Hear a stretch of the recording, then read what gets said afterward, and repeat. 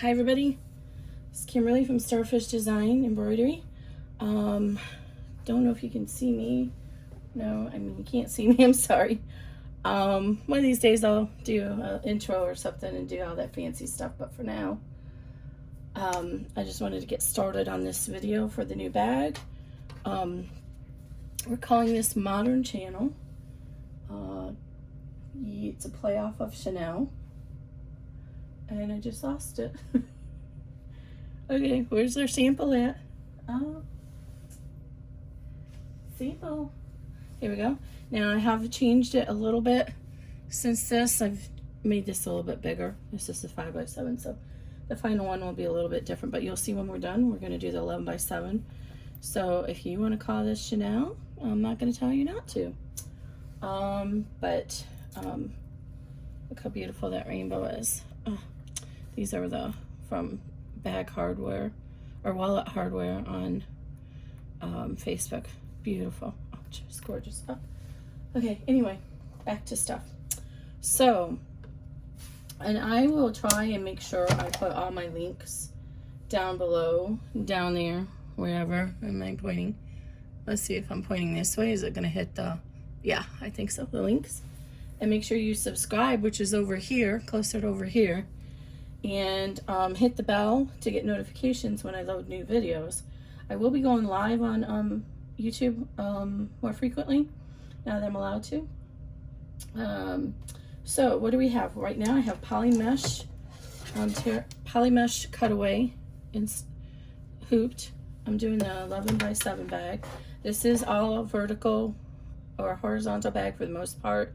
There's a 7.9 by 7.9 just because people love that size. They want to use that hoop, so I did that. It's gonna look a little different. It'll be a little bit more squarish. And then, of course, my now infamous card holder wallet / 18-inch dowel version. That one, and then there's a 4x4. So, but the rest of them are all horizontal bags because of the way the design is. So if you're new to my channel, thank you for coming and watching me, and welcome. What I'm going to show you now is how I do my zippers.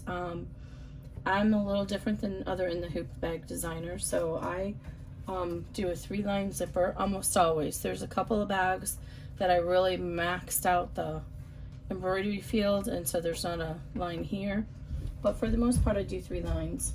And unlike other bag makers, also my bags will work with at least anything from 2020 on. Will work with let me cut a small piece of this off to show you the 5.5 or number 5 zippers tape.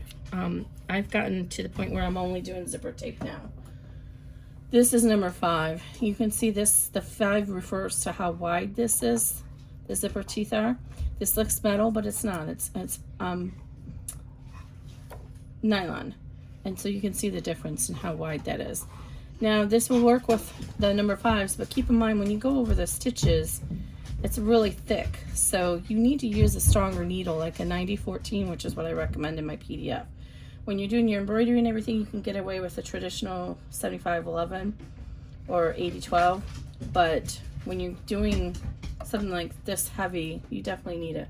So you'll see that when you look at the middle of this line here, this is what lines up with the middle line here.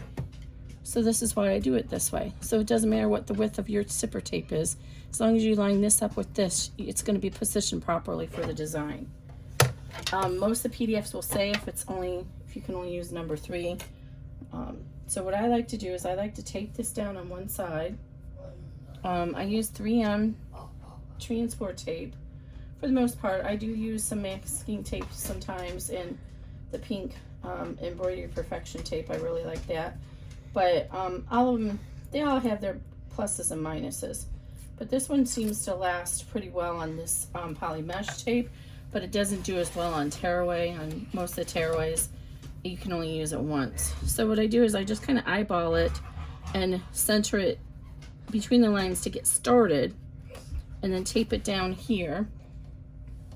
Make sure you can see me in the video.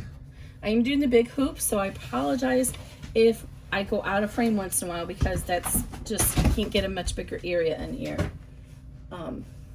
So then what you want to do is you want to roll the zipper tape down the line and make sure the center of it stays on that line, and tape in small increments on the bottom part of the zipper as you go along.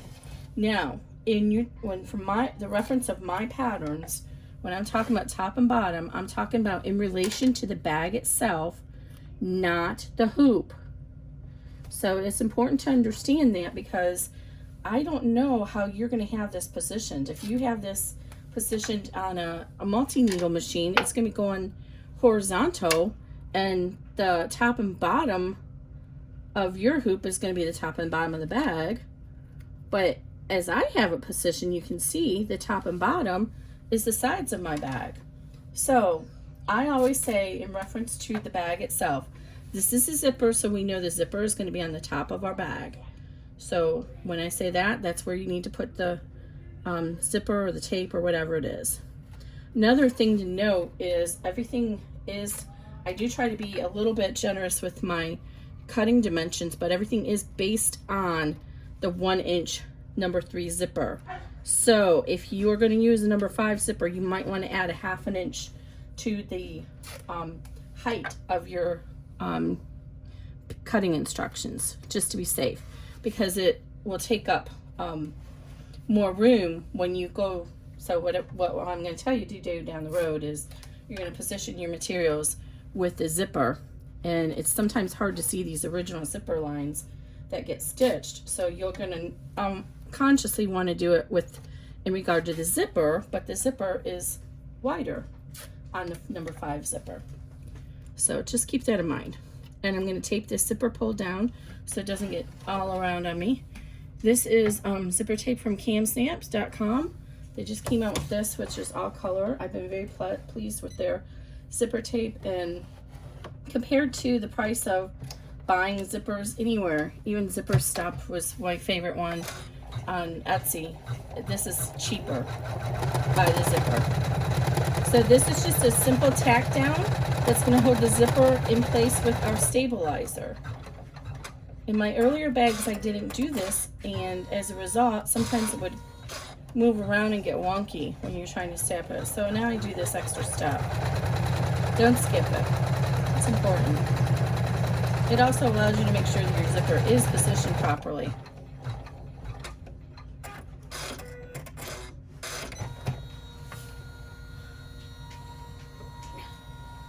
So you'll see here that the zipper placement is pretty even along the edge on both of those. So now we're going to remove this placement tape, and I try to get it all the way on the bottom so that I can reuse that section of tape. Doesn't always work, and if you do pull out some of the stitches on this step, it's not a big deal, because this is just a tack down. The rest of the stitches should hold it in place. But try to pull the the tape off so that you're not pulling your stitches out. I didn't do a very good job here. Another thing is to make sure you trim these little strings as you go along, because if you don't, they'll end up getting caught in your final seam, and then you'll be irritated because they're really hard to get out. All right. I've been wanting to do a color block bag for so long now. I actually have, I feel like 6 different designs already that are color blocked, and I just haven't got to a point where any of them really spoke to me. So I was just trying to get some inspiration for what the current fashion is, because you know it's quarantine, I'm stuck in the house, so I don't know what it is, but people are going to be starting to go out soon, and so I just googled 2020 handbags and I came up with lots of ideas, and there was something similar to this, and it was actually not a 2020 handbag. It was a picture of a vintage one, but I loved it. I was like, oh yes, I can do my color block. So I had to kind of modify it a little bit. Sorry, I had to take a drink. I've been down most of the day with a migraine, so my son has been generous enough to take care of me all day. Okay, now I am going to be switching out the thread colors. I'm not sure they're going to be great thread colors, but okay, I have my little tray over here of materials, so hopefully I won't lose anything, because I've got preparations for doing 2 sizes of bags. All right, so this is going to be for the dowel size. Right, so let me move this out of the way. I had some scraps of the cork that I was doing, so I did a quick little wristlet strap. I'm going to rivet that together, and I had to seam it, but that's okay. I'm okay with that. Just a cute little wristlet strap. This is going to be for my D-ring strap connectors. This is my first time using cork, but it's pretty strong. Okay, so getting to the pieces, big pieces now. Okay, so this is the colors we're going with. So this is what we're going to look at, and then we have our lining. So we need one of our exteriors, and the cutting instructions will show you everything you need. I'm going to put those there for right now. And then one of our interior linings. Now, this is new for me, and I'm not sure how the machine is going to handle going through all these layers. I've been wanting to try the woven woven fuse from Barb's Got Interfacing as compared to SF101, and so I put it on the lining. You don't have to do that, especially if you're worried that your machine's not going to do it, but I don't know if it's much different than SF101 at this point, but we'll see how it is when the wrinkles are out. So what we're going to do is take our lining, move this exterior out of the way for a minute, and we're going to put our lining on the back of the hoop, because we're building this bag like we would if we were doing it on a sewing machine. There's no direction to this, but if there was a direction to your material, you'd want to put it so the direction's this way, and then just flip it over and you'll have it in the right direction. Now there is a slight angle to this bag, so make sure that you center it so that you have enough material here to hit that angle down here. And I did make the cutting instructions generous enough to accommodate that. So I didn't trim off I forgot to trim this even. So I'm gonna go a little bit past the line, but what you wanna do is you want the top of your lining to be right on the zipper line here. And then tape it down. And on these longer bags, I like to put a piece of tape in the center as well, because it could come loose from the vibrations of the machine. Okay, then carefully flip this over. Now, if you need to fold it out of the way because of your hoop attachment, then go ahead and take care of doing that and fold it out of the way and tape it out of the way. Now we're gonna put our cork down, and this I did cut, so we're gonna do that. The same thing, we're gonna put the raw edge over there, and I cut it a little big, so I'm gonna try and salvage some of this. Let's see. I'll make sure I have enough seam allowance. Okay, so right here. And then the same thing, we're going to tape this down. Now you can allow gravity to hold your material in place, but Kimberly doesn't do that. And this is the reason why. What's going to happen if you're sewing along, especially on a long one like this, and it's just laying there and you're trying to hold it in place? First of all, we don't want our hands anywhere around that needle when this machine is moving. So that's the first thing. So we don't want to, I mean, you could try and hold it off over here because you're out of the stitch area if you're on the hoop, but still. So what's going to happen? This time we're going to tack this down. I haven't changed the thread color yet. I'll change it when we do the satin stitching. So this is just sitting here, and all of a sudden you're like, oh no, it's coming loose. What are you going to do? You're going to reach in there with your hand, and before you know it, you have a needle through your finger. And the last thing you want right now is a needle in your finger and having to go to the emergency room, because the emergency room is not a place for us right now unless we're sick. And if you're watching this video in 2021, summer or fall, then you probably don't know what I'm talking, or of course you know what I'm talking about, but you'll probably be like, yeah, I get that. I remember that. I don't want to go through that again.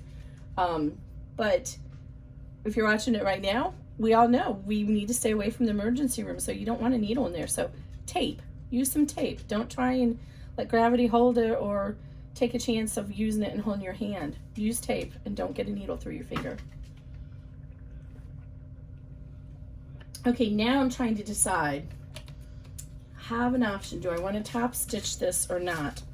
I feel like I'm not going to top stitch mine because I feel like it's going to take away from the look I want for the bag.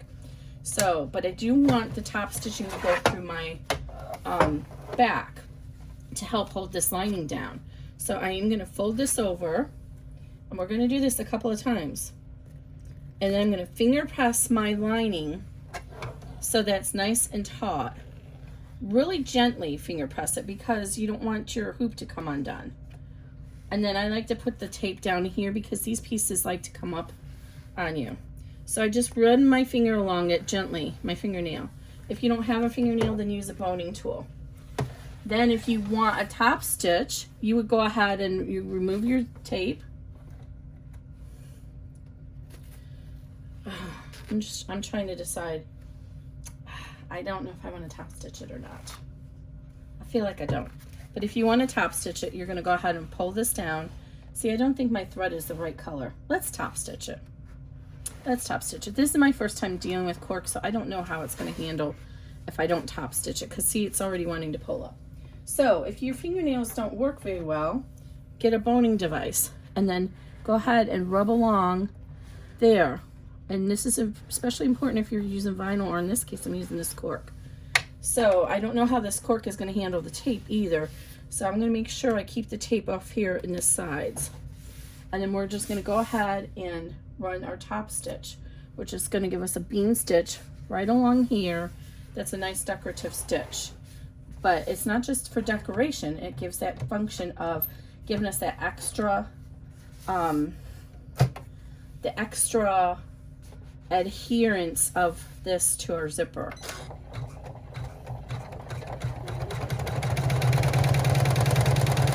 And if it looks like it's starting to come off track, hit the stop and then pull it over, like if you didn't get it taped enough. And if this isn't pulled tightly, what will happen is that material is going to be wonky on your zipper and it won't be even.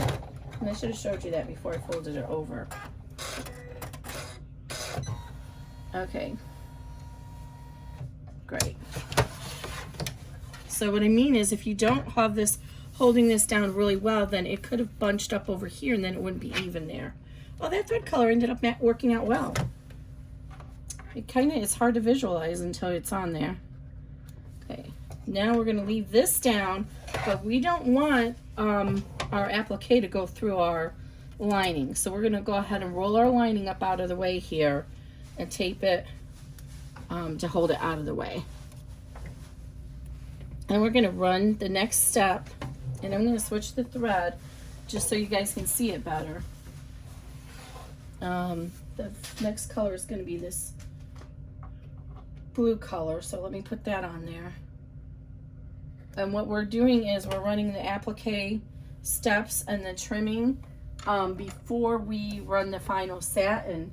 And the reason I designed it that way is to give you flexibility if you want to use a different satin color, or if, uh-oh, what happened? Something stick in there. Ah, my thread is all messed up. Sorry, I did a separate step so that you have the option of having it be the same color, different color. If you want to only do one applique versus two, you can mix it up and do it however you want. So each of these are different color stops to do each step, and it gives you that flexibility to do however you want. You might want to just do one big applique and not do two, and then do your embroidery. So that's why everything's a different color step. I'm changing this color just so you can see on the machine better. So our first color is going to be this one here. I don't know if that thread color is going to match, but and always make sure this isn't coming and getting stuck underneath there.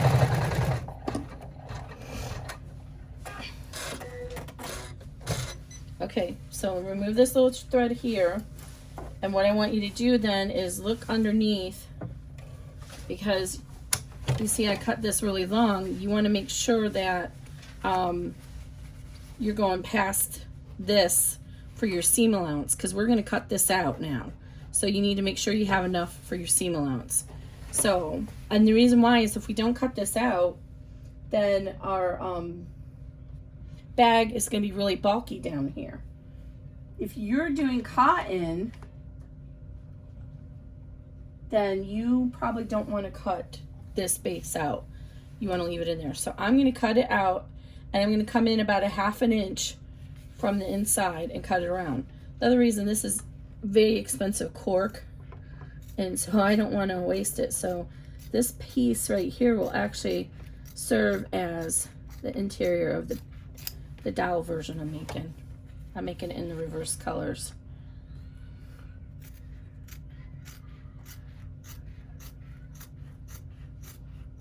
Okay, so I'm just cutting about a 1/2 inch, but I'm going to cut straight off towards the end and leave that extra down there. I'm not going to cut. I'm not cutting over here. I'm not cutting over here or over here. So now we want to make sure when we lay our next piece down that we have at least like 1/2 inch to 1 inch there for our seam allowance, because that applique will become part of our bag. And look at all that beautiful cork I have left over. So I have this raw edge on here, so I want to make sure I have enough covering here. I cut it generous enough, and then we're going to go ahead and make sure it's covering everywhere. I like to try and keep this about an inch, a 1/2 inch to 1 inch past the applique placement. The reason is it's easier to get a grip on the material and hold it when you're cutting the applique shape out, which will be the next step when you do that. So I'm going to go ahead and put this. I'm going to keep that same blue color. Hopefully we'll be able to see it. And now we're going to run our next tack down for this, and then we'll trim it.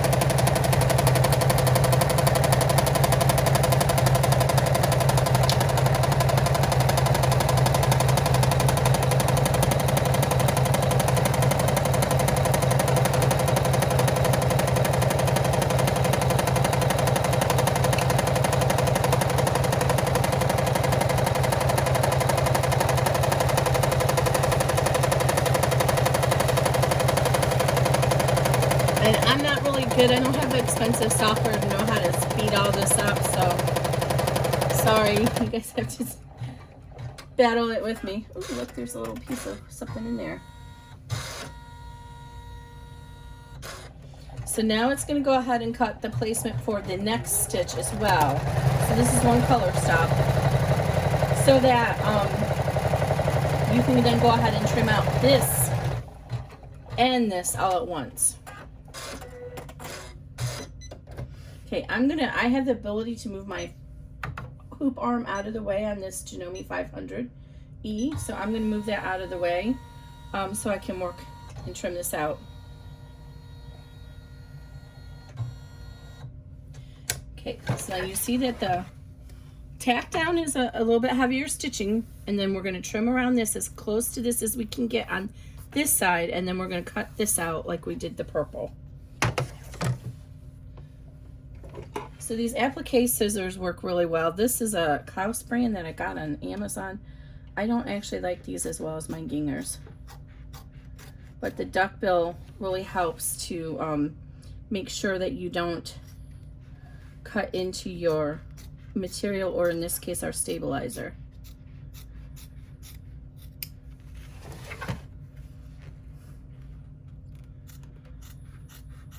And it doesn't matter which time, if you cut this out first or this. So now we're going to go ahead and try and trim as close to this stitch as we can without cutting into the bean stitching. Now this is my first time using cork, like I mentioned before, so I'm not sure how well it's going to do to the applique. So we're going to find out together. So I'm going to come in here at an angle over here because I don't want to risk my seam allowance. So I'm going to come in an angle and then start trimming that. So right here.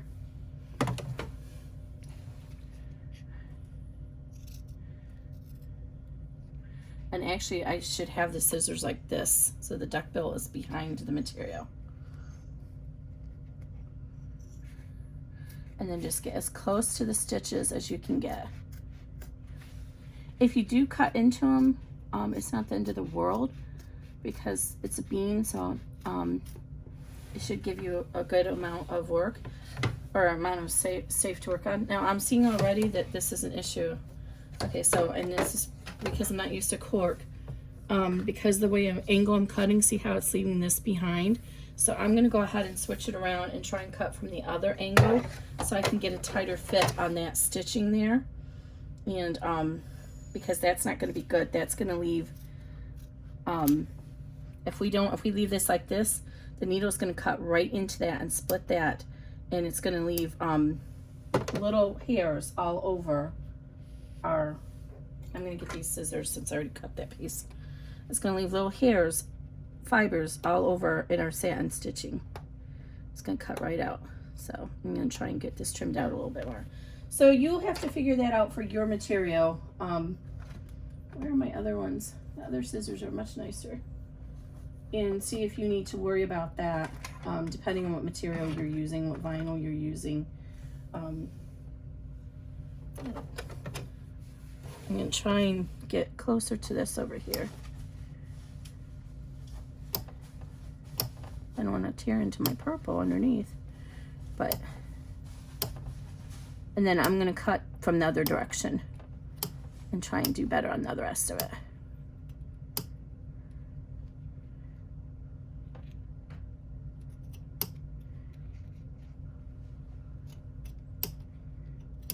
So I need to try and do a more of an up and down, straight up and down on this cork. Usually in the vinyl, having that little angle from the bevel from your duckbills is okay. Most of the vinyl I've worked with, it's been okay to do that, and it doesn't leave this little mess behind. But you don't want to leave this behind, you want to trim that out. Okay. Now you see, much nicer. So now I'm going to try and come in from, let's see, how can I do this? That's the way I was doing it. I'm going to come in from this direction and hold it this way and see if I can keep it more up and down.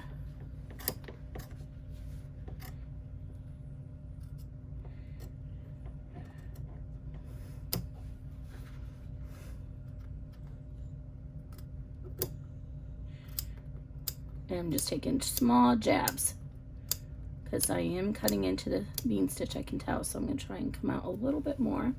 Oh yeah, this is much. So you just have to kind of position yourself and your scissors in whichever way works best for you to get these applique. But take the time to make it nice, because if not, it's going to show. All those little fibers that I just showed you are going to be stuck inside your satin stitching. Now, if you've done some of my other applique bags, you know that I really like this more decorative satin stitching. That is a little bit more forgiving over having little fray slices of fabric in it. But in this pattern, I really needed the traditional satin stitching, and so it's not as forgiving at showing all those little frays. Okay, so again, hopefully you guys can see I'm just getting in here and getting as close as I can, trying not to cut too much of that thread, but I'm trying to hold the scissors up and down. I need to take this little magnet off so I don't leave behind that little fibrous material.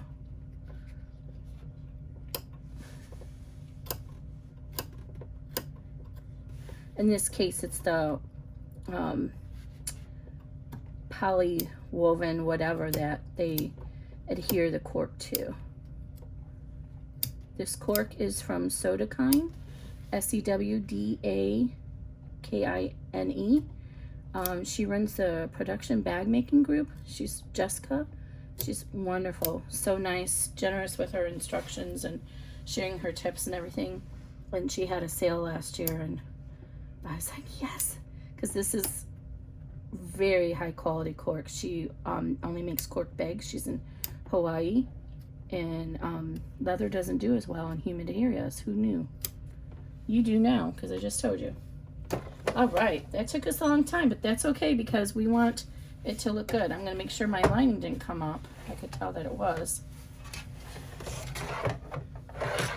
See, I think I got a little bit of a pucker there because I didn't have it pulled down tight.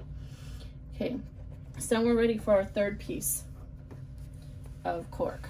And so again, we want to make sure that it covers over our seam allowance here, and then it covers the line there.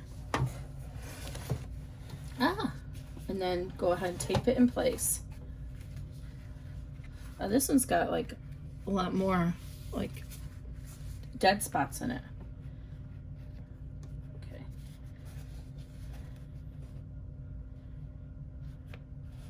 And then we'll go ahead and run the tack down for this, and then we'll trim this one out. And then we're gonna do a whole bunch of switching back and forth on the, let me put my hoop back. Switching back and forth on the thread. I will try and cut out doing the satin stitching. I do know how to do that much with the software I have available, so you don't have to sit and watch the satin stitching for 10 minutes or however long it's gonna take.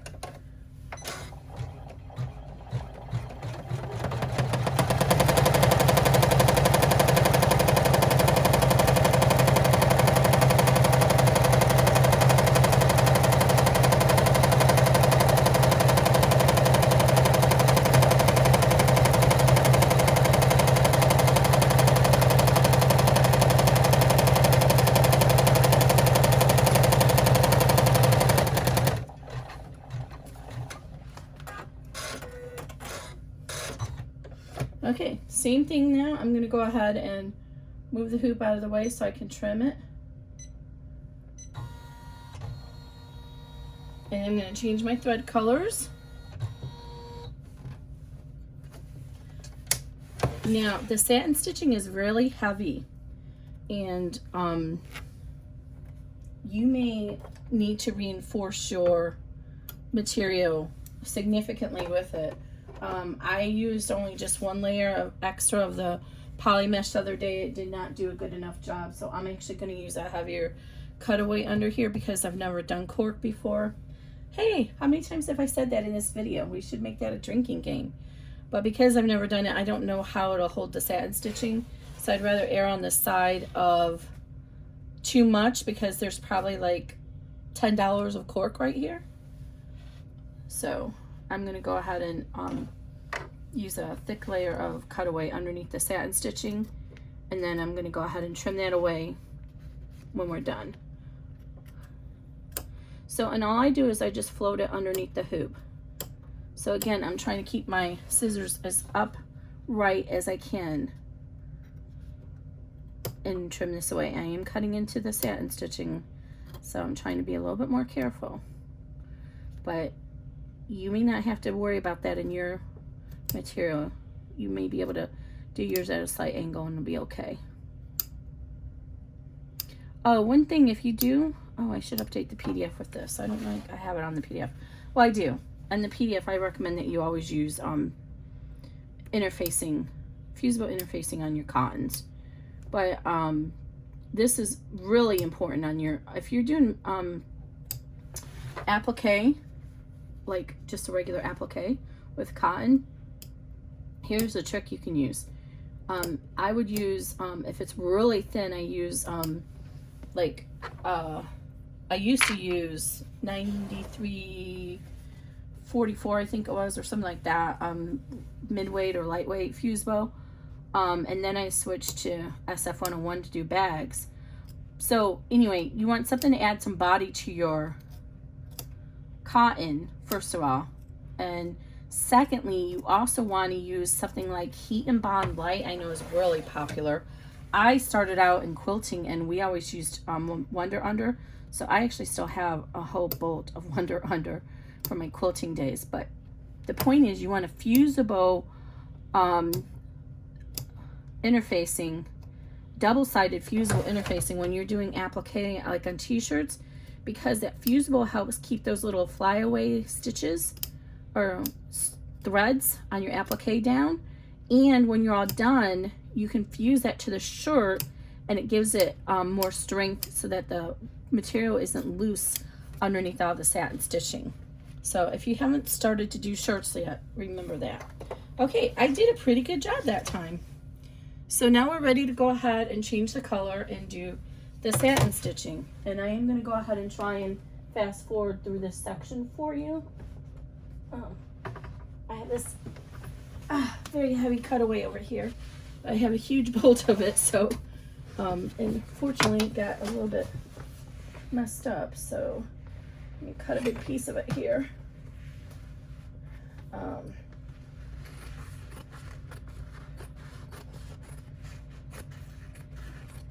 So let me cut this.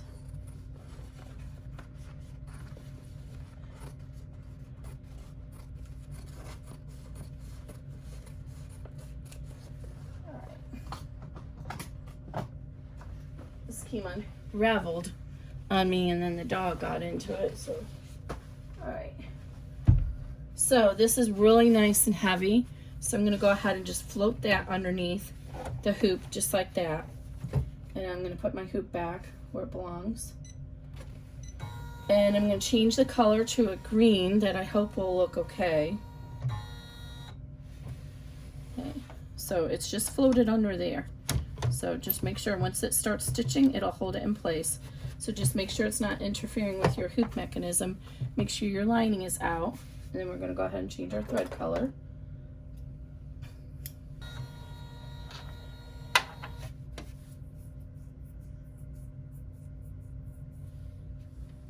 Okay, satin stitching is all done. We can remove this from our hoop or our frame. And I think it did a good job. It seems to have held up really well to the satin stitching. I don't see any perforations. So I'm going to turn it to the back and trim out this extra cutaway. I'm actually going to trim out one here too because I don't want this to affect the body of my bag. So I'm going to trim it out in between the arches.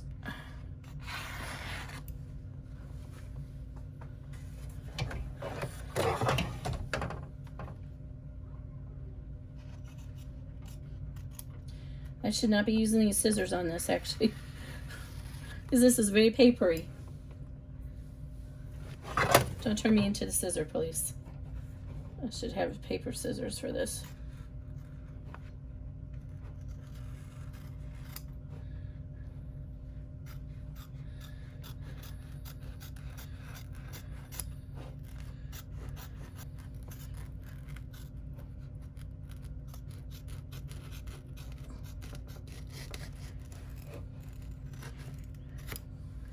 All right.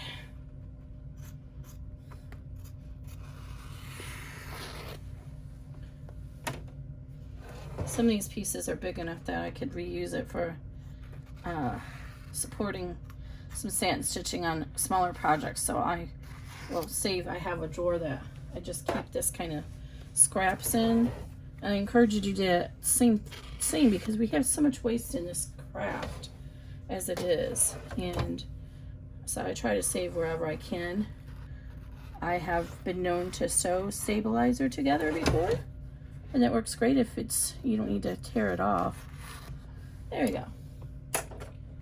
Now we want to go ahead and put our lining down and tape that down, and it's going to stay down for the rest of the bag. So you can go ahead and make sure it's nice and taut.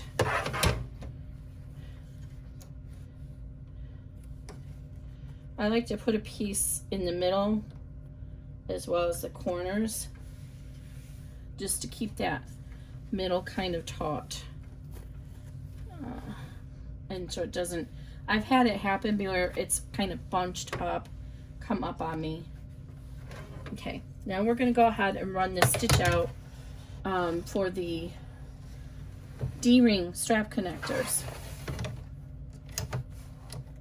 It is not incorrect that I'm doing a zigzag for the placement. That did confuse somebody. They thought the zigzag would be better for the tack down, which I guess it could, but I worry that it might get too much into the seam. But the reason I did this is it was actually suggested to me from another member. It's easier for you to see the line then. When it's just a straight line, especially on the zipper, it's really hard to see the placement line. So I do a zigzag placement now and a bean stitch tack down, because remember, it's going to get tacked down again when you do your final closing.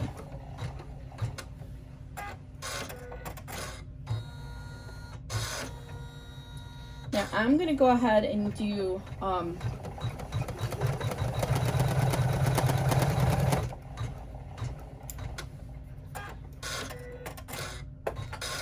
trim off these little threads. I'm going to do my placement lines, or my D-rings, on the top of the bag so that I can use this as a crossbody. But you'll see that I've allowed you to have 4 different placement lines. So this is for the 2 sides, or if you only want to do one side, you can do that. And then here's for the top placement line. So I'm going to go ahead and position my D-ring strap connectors over that. I'm using a single layer of cork here, 3/4 inches by I think it's 4 inches, and then I tape it down using the really wide tape. I do that because this presser foot is kind of narrow and it's just circular, but on my 350 it was like a rectangular one like that, and it would get stuck on the D-ring straps when it was coming across. It would bunch on them and push them out of the way. So I do this so that I have a little bit of a bridge or ramp for the presser foot to glide across. And I'm just, I know my machine, so my machine, I can position it so that the D-ring strap connector is just, I usually do either right at the top of the top stitch, or I'm going to go a little bit closer on this one because I don't want the seam connector to be a focal part of the bag. So I'm going to get a little bit closer, but I know that I can get this close on my bag. So this final seam is going to be about right here. Actually, that's probably going to be a little too close. I'm going to pull it down just a little bit more so it's right on the top of the vinyl. So you need to make sure you have enough room for that presser foot to come through here. The final seam is going to be right around here. So you need to make sure there's enough room for that presser foot to hit here and not hit this D-ring strap connector.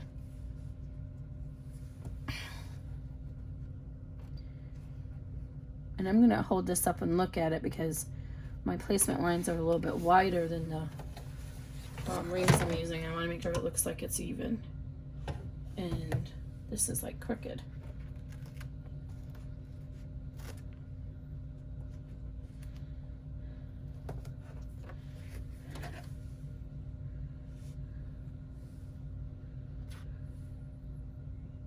Okay, they look good to me.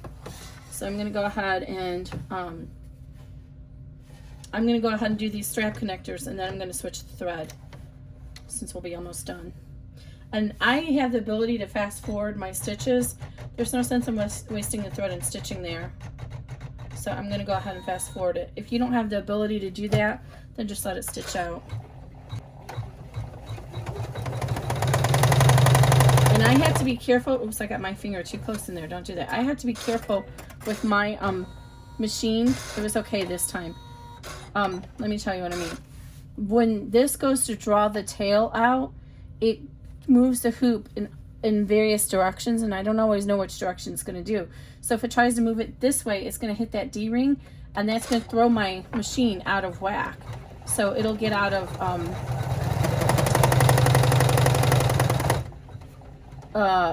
the orientation will get out of whack, and then your bag's going to be messed up. See, it would have went there and hit that.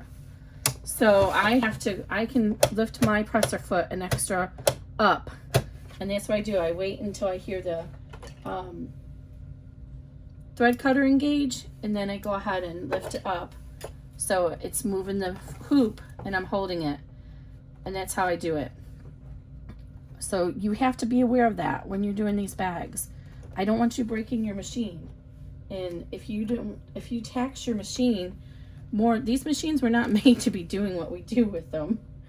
They're made to be embroidering on materials and stuff like that. They're not made to be going through multiple layers of vinyl, and in my case cork here, and fabric. So know the limits of your machine.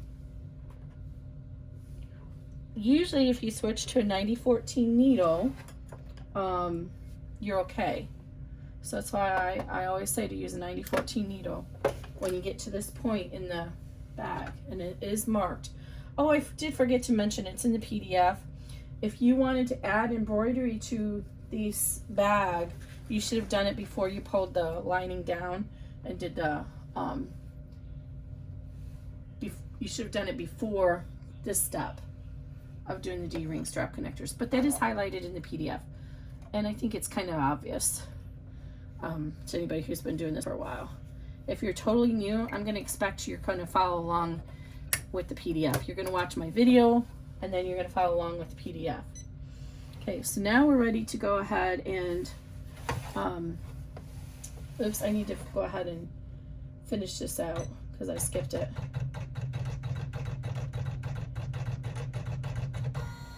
Okay, so now we're going to go ahead and put on our back and our lining. So get the other piece of cork and our other piece of lining. So I'm going to flip this over to the back, and just like we did for the front, if it's directional, you need to make sure that you have it positioned. So if it's directional, you'd actually want it this way. So the direction would be going this way. Mine's not directional, so, but I did cut it wonky, so I'm making sure I put the piece that has the stable or the interfacing at the top. So again, you want to line this up with the bottom of the top of the zipper. If you're using a 3-inch zipper or number 3, or that zipper placement line from the original stitching, and then you're going to tape it in place, both corners and then along the middle.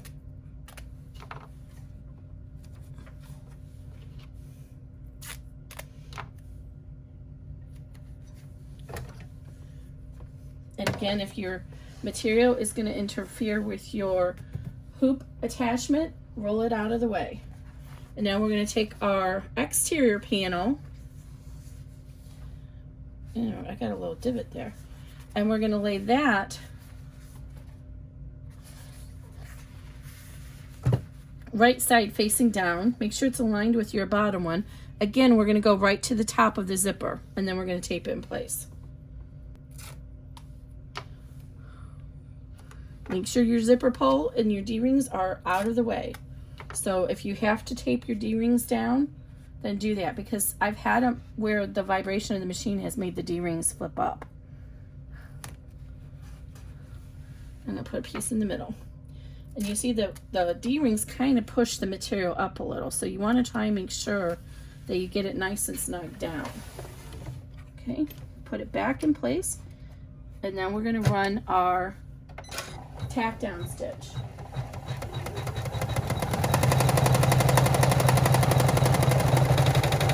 I'm going to stop this a minute. I think I might have pushed the machine. I don't want it to hit my wall. I just lost the bag.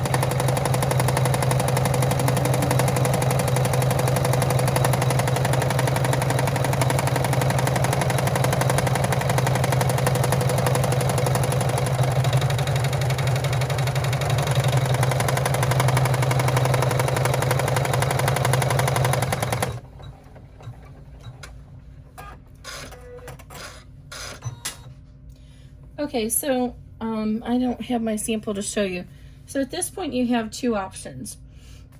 If you would like for the back of your bag to have a top stitch along, then you're going to want to fold this up and out of the way so that it can tack that top stitch down.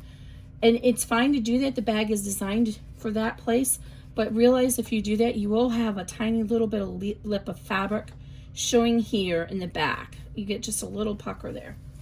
I actually prefer not to do that, but what I do want is I want the top stitch to go through my lining in the back, because that helps hold the lining down so it doesn't get puckered up there. So I'm going to pull the lining up on the back, and just like we did the other lining, I'm going to finger press it, finger crease it with my finger. And I either didn't get a good fuse, but yeah, this woven fuse is coming loose. So I don't know. I'm not seeing how it's that much better than SF101, to be honest, at this point. We'll see how wrinkly it is when we're all done, because the SF101 can get really wrinkly. All right, so I'm going to take these down like this. So I finger press it, and I'm going to make sure I hold it while I flip the hoop over. And again, I'm not going to go ahead, and I don't want mine top stitched, so I'm going to leave it like this.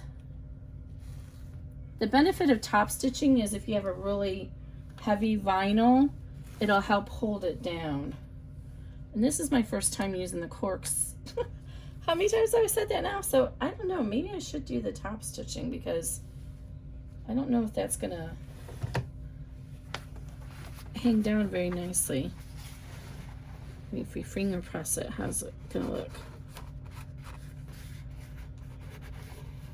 Well, I think it's gonna be okay. So I'm not going to top stitch it. Can't make up my mind. You know what? Let's go ahead and top stitch it so you can see what it looks like. I'm going to top stitch it. Okay. So when you're going to, if you're going to top stitch it, you want to make sure you press this down really good, but you want to get some tape in there too, because you don't want that to come loose. You want it to stay really nice and snug. So again, always use this against a hard surface when you're doing this on the top, so that you don't unhoop it. Yeah, I think top stitching the cork is probably the good idea. We're gonna find out in a minute. So, and then since this is out of the way of the hoop, you can help guide this and hold it tautly with your hand on this side.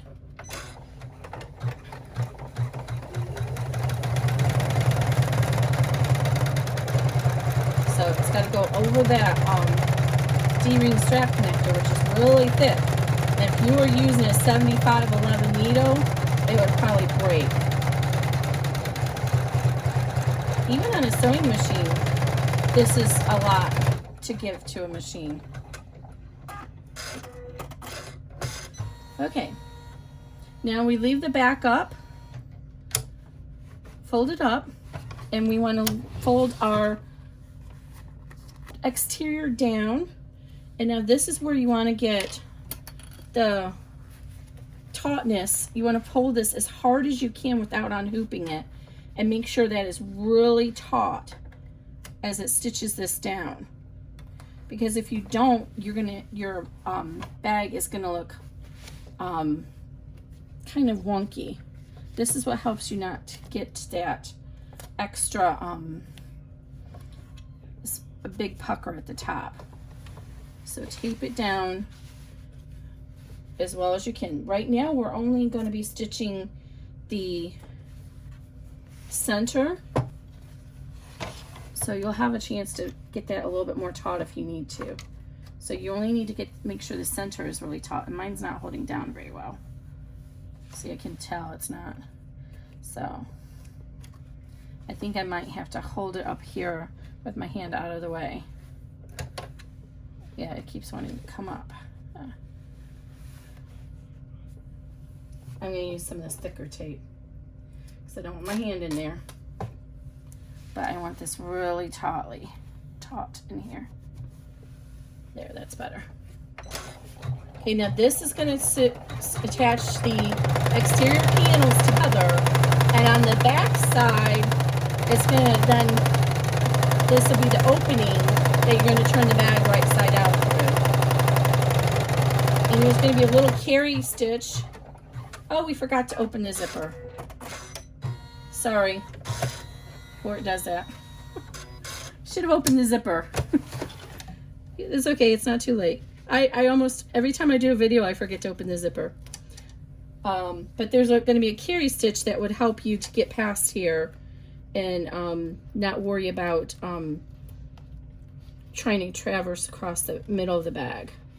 So what I like to do is open the zipper before I stitch it down, but I like to get the zipper on the other side of the D-ring, like so it's bumped up against the other D-ring connector. But in this case, I just need to get it over to the middle.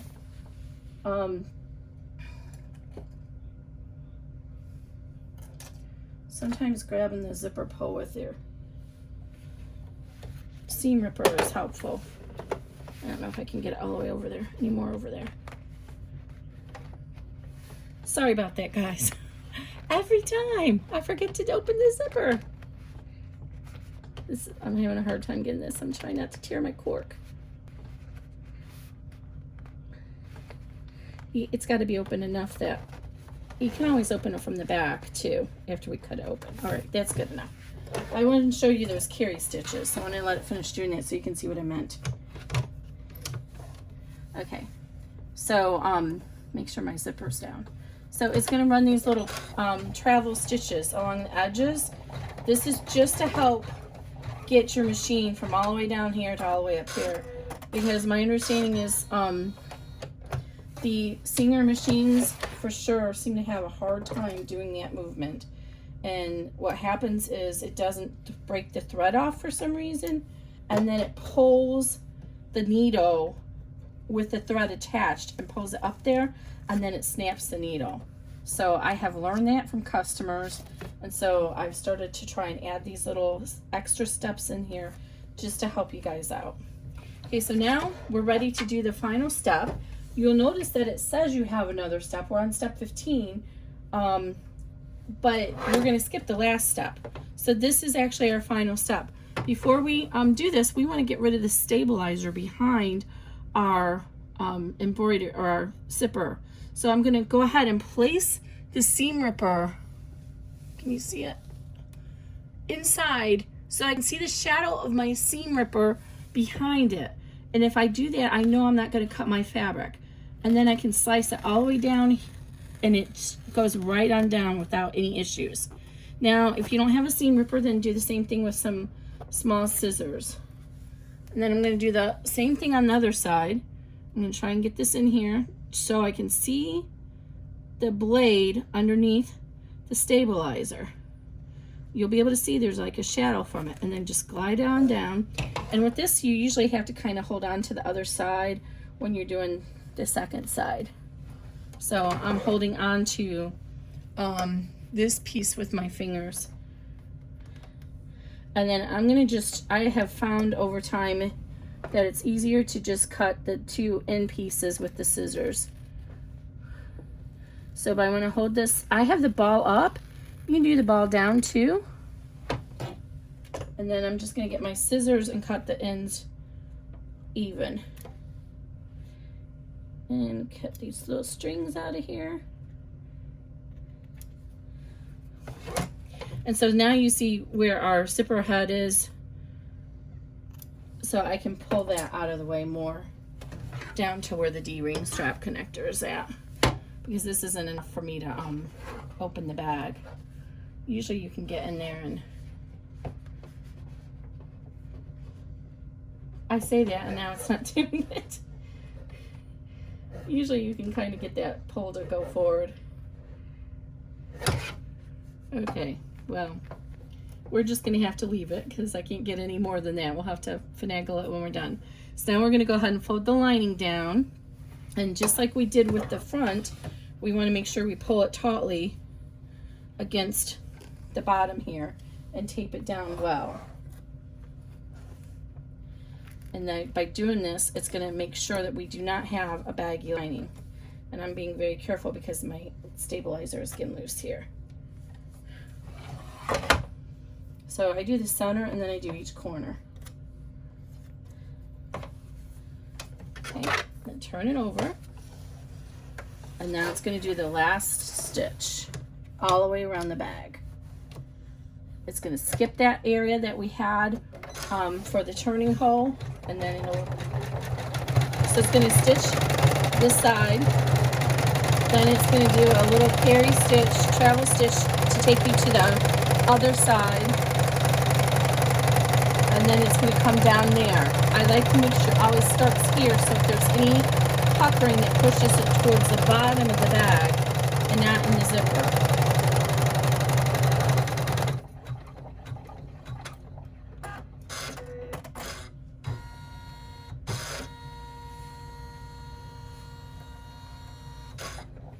And this is just a little travel stitch just to help you navigate across the frame.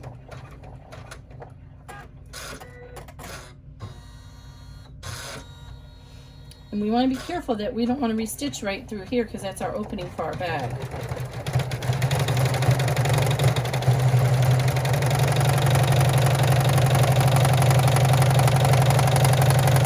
Today is Friday, April 24th. So if you see this video before I have it listed on Etsy, I should have it listed on Etsy sometime mid-afternoon on Saturday the 25th.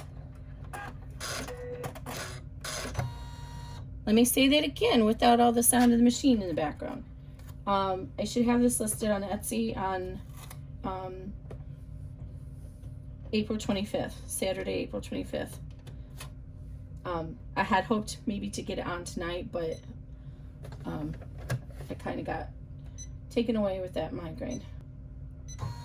Okay, so I'm going to move the hoop out of the way. Okay. Now before we take this out of the hoop, we always want to go and turn to the back and make sure that everything looks good. And this is the first time I used interfacing on the lining, so it's made it a lot more voluminous of a bag. And this looks good. And then we can go ahead and remove it from the hoop. So it's easier to get all the tape off if you do it now, because once you start cutting it and everything, then the pieces are small and they're harder to get off. So I just kind of go around the hoop and get all the pieces of tape off before I unhoop it. And at this point, most of this tape is no longer usable, so it's going in my pile over here that will go to the garbage can. And the same thing on this side. I think I did already get most of the tape. I'm going to cut these little trimmies away.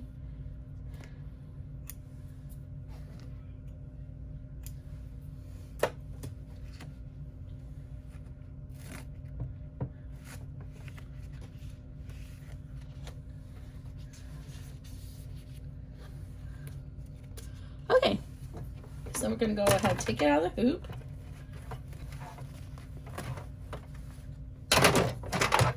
And then we're going to trim it out. Now, when you go to trim this, I want you to be very careful. And I generally like to do a 1/4 inch seam.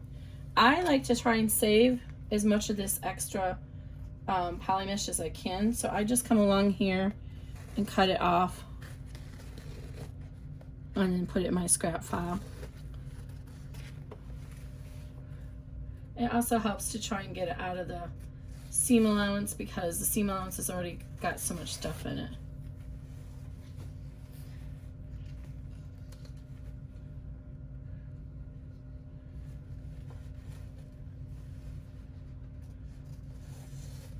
So I'm just going inside in between these materials and cutting out this extra stabilizer.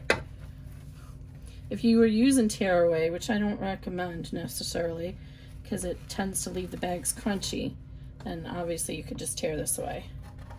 I know there's at least one tearaway that is really soft. I used to use and recommend the 360 from Pellon, but I've taken it out of my repository because first of all, it melts if you iron it, if you accidentally get the iron on it, which I don't like. But secondly, I found that it's actually harder to get all the little pieces out of the small pieces out. So when I cut this, I'm going to leave a little bit more fabric on the lining to tuck it in. So I come in at an angle like this.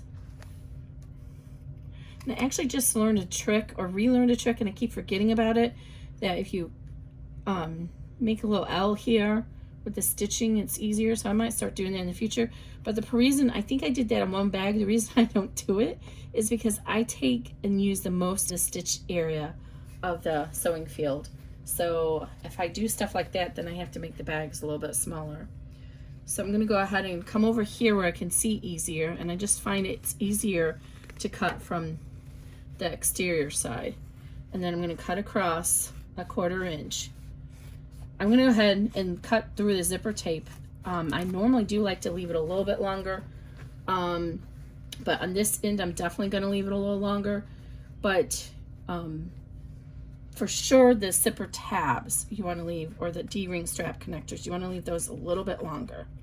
So I'm just going to cut through this, and then I'm going to come back around and finish it so I can avoid cutting off that zipper.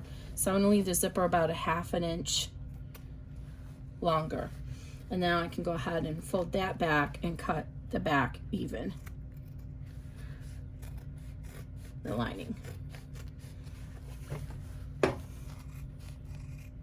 Oh, I'm sorry, I hope I just had that in the camera. I don't even know if I did. I got a little close there, so. And then you can find your notch that you created over there. So what I was saying was, I don't know if you guys saw that, I pull this, trim this, and pull it out of the way to trim this, and then you can pull it the other way to trim the rest. So we don't need anything except the lining to be extra here. So if you go ahead and flip this over and fold your lining down out of the way, then you can trim this off even.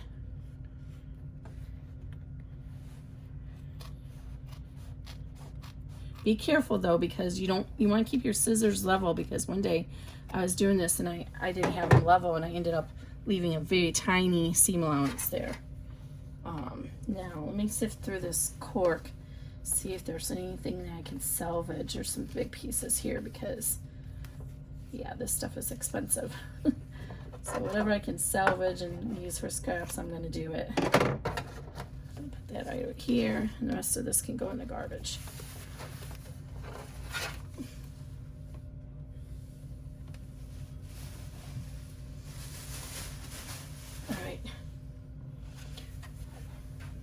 So we don't need that much of this ring strap connector, so I'm going to trim those off just a tiny bit. Again, leave about 1/2 inch. And then what we're going to do is notch the corners, and that helps allow the material to spread out in the seam, so you get a nicer curved bag. And take the time to do this, because it's what makes a difference in having that nice curve along the bottom versus not. So I'm just coming in here and just doing little notches like that. And I cut this one pretty close over here, but I can still get a little bit of notching in there.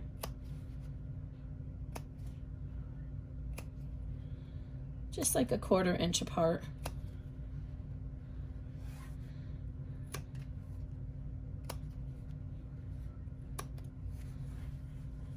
I'm actually going to trim this down just a tiny bit. All right, so I think we're ready to turn it now. You can actually pull the zipper back. Don't cut into zipper tape, but you can pull these corners back and trim that too, as long as you don't cut into the zipper tape. That helps a little bit. This one I got really close, I don't have much to trim. Okay, so now if you have hemostats, I'm not going to use them on this one because I don't want it to scratch the cork. But this is a good time to use these. You go ahead and unlock them. Oh wait, I'm hitting the fabric. I can do this. So you unlock it, and then you get it inside here and pinch the material, and then you can use it to pull the bag out. But I left you a really big opening on this bag, so I don't think we really need to do that. So I like to usually work one corner at a time and just scrunch this up. I'm being gingerly, just since I don't know how the cork is going to respond. But I left a very large opening here, so you have plenty of room to close it. In fact, one of the testers actually ended up closing it on her sewing machine, and it didn't detract from the overall look of the bag on the outside. You have to be careful with that because it could cut off the bag, but in her case it didn't. So when she had it turned to the lining side out, she folded that in and then she just stitched it all the way across versus using glue to close it like I do. But that's not my preferred way to do it, and I'll tell you why in a second as soon as I can get it. Because when you do that, you fold this in. And this is kind of hard. The cork is hard to fold in. You fold this in, and then when you squinch this all across, excuse me, scary.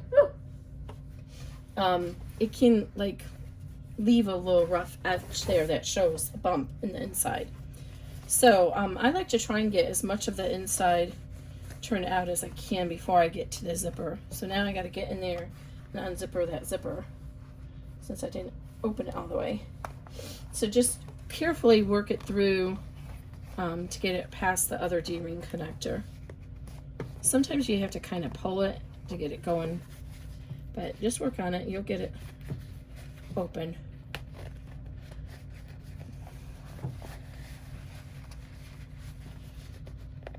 And the smaller bags, the opening is a lot harder to turn. It took me quite a while to turn the one on the 7x5.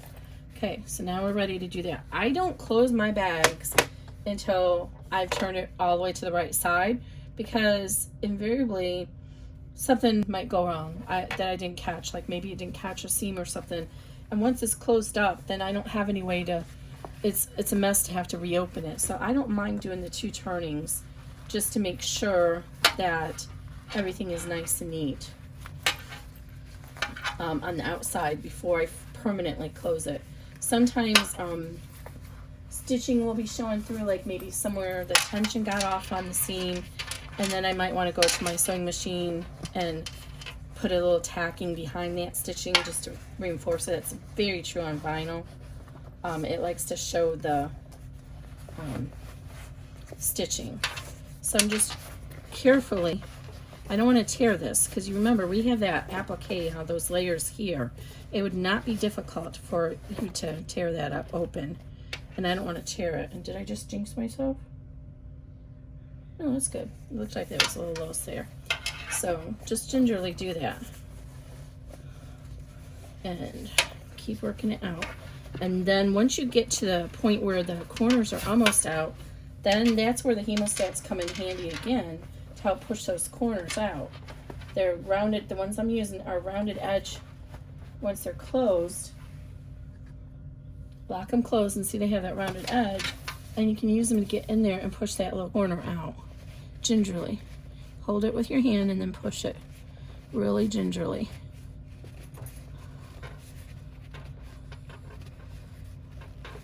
Not too much. You don't want to push it so much that you see your seam, your stitches. Okay, and then the same thing over here. Oh, I didn't get that one out enough. I'm going to push that one out more with my hand.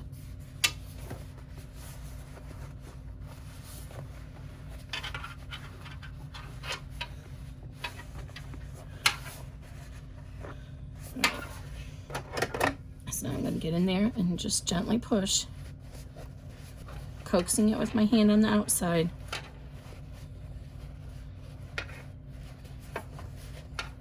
And then I'll bring it out. And then if you rub this along the seam on the inside, it helps stretch it and pull it out. Now, when you get to these 2 corners, you see these are still all wonky and everything. Then what you need to do is get your, this hemostats in here. And I like to go in and put my thumb up here and then push on the bottom and push that zipper right out. I'm almost done, Gracie. And it's, see, there's that little pleat there from our top stitching. That's the most we can do on that side. And then do the same thing on this side. So you see there's a little bit of bulk of material here. So push it down with the hemostats and then pull up the zipper. All right? And then rub your hands along the sides. And sometimes in the hoop bags, these endings don't like to come really tightly closed, so you can just keep working on this to do that. The other thing is you could trim that and notch that part out a little bit when you trim it down. I don't like to do that because you're cutting into the zipper tape when you do that. So I usually just kind of keep working on it and trying to push that material down into the bag more, and then it'll allow the zipper to come across completely. Oh, this feels so amazing. Oh, that is, you guys see it? Isn't she pretty? Oh, I love it. Okay guys, that's all for tonight. Again, I hope you really enjoyed this video. I hope you like my bags. I try to come up with some different things, and oh, here's so you can see how that top stitching worked on the back. It actually looks beautiful. This one actually worked out perfect. Well, glad I did it. Look at how cute of a clutch that is. Be sure to check out my Facebook group, Starfish Designs and Embroidery Group. I will try and update this with all the links to all the products I used underneath down there in the description. And my page on Etsy is Starfish Embroidery. I hope you guys like the bag, and make sure to subscribe and give me a thumbs up too, please. I mean, if you want to give me a thumbs down, I guess I can't stop you, but if you give me a thumbs up, it helps give a little bit more to the algorithms for YouTube, give me some more attention, and allows me to keep coming up with some more designs, knowing you guys like me. I'm not going to be some big fancy YouTuber at this point of the game. There you go, closer look at the bag. Look how pretty it is. Thanks. All right, guys. Thanks. Bye-bye.